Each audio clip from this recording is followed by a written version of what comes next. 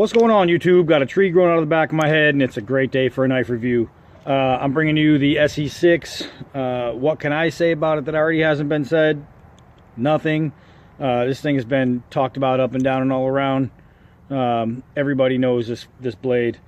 But what I'm hoping to do for you is just give you my 2 cents and let you know what I think of it. First off, this obviously I mess around with the little sheet there. We'll throw that away. This is the blade. This blade is fantastic. It's about 11 3/4 inches overall. The blade is 6.5 inches, I believe, with a 5 3/4 inch cutting edge, which cuts. This thing cuts. It's beautiful. It's got a thinner blade than a lot of its competitors, but don't let the thickness fool you when it comes to this. It is every bit as tough and has the handleability as any of the other fat ass blades that are out there. You got the Linden Micarta, which I have a love-hate relationship with. It's really comfortable. However, it's a little square up top. I have extra large hands. My hands are gigantic, and the palm fits perfectly in there. The only problem I have outside of the squared top is it's a little slippery, just a little. I just wanted to show you as far as shape for shape, size for size, comparison. It's really close to the steel wheel Roamer, and where the steel wheel Roamer has a grip that's rubber and it's really comfortable and it's really secure grip. This one here, however, has awesome jimping. I can choke way up on this blade for fine tuning, and I'm getting literally my thumb on the edge of these serrations, which is awesome. I absolutely love that. It's really comfortable outside of the very small choil, which again I will get into for comparisons. As far as now, let's talk about the choil. It works. It's awesome to have a choil. Anytime you have a little well for your finger to sit in, it really helps for when you're doing tight work and you want to even feather sticking or carving, anything like that. I put this one through the ringer. I don't do torture tests on a lot of my knives, or pretty much most of my knives, because I like them and I want to use them, and I pay for them. This isn't some donation. So I do real world use, and I give these things a beat down to what I'd be doing at any other time.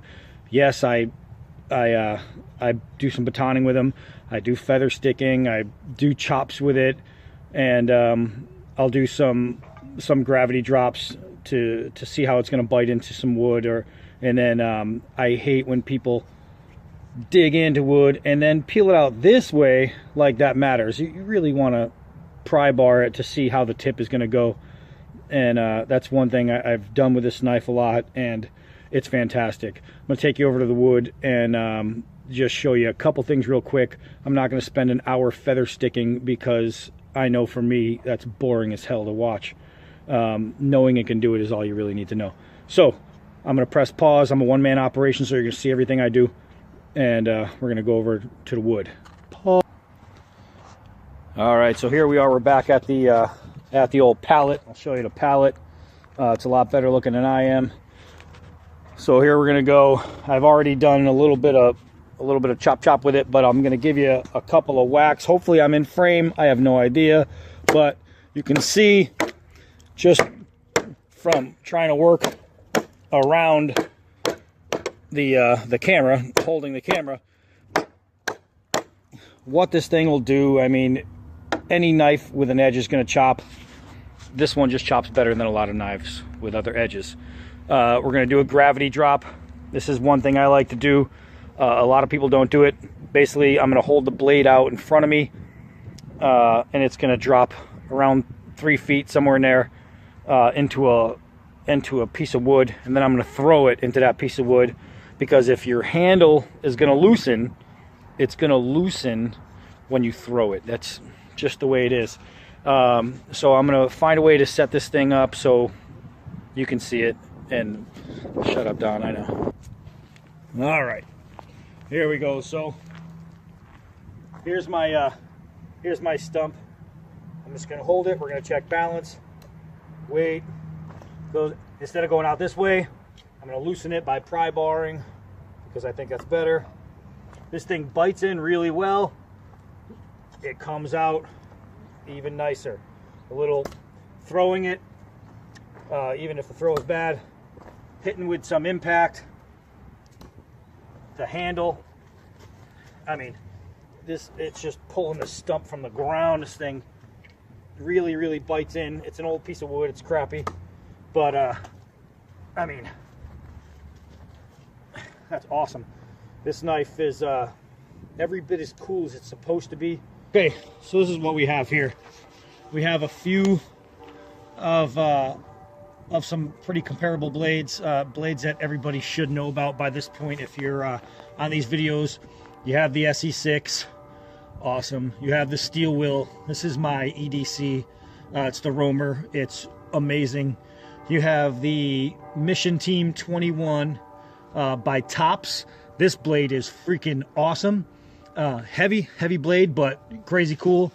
Everybody knows the Becker BK7, and of course the Ontario Rat 7. Just looking at them, you can see how close they are in size. There's not too many differences between them. Some have something that's better than one other thing on another knife. Some have something that's worse, period. As far as this range, you really can't go wrong on any of them. They're all absolutely badass.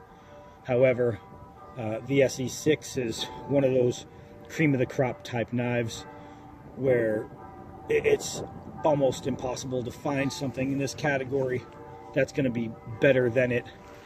As much as I love the steel wheel, the Romer, it's really, really tough to choose between those two. So hold on a second. So there we have it, the SE6. I didn't tell you anything about it that you haven't already heard, that you don't already know.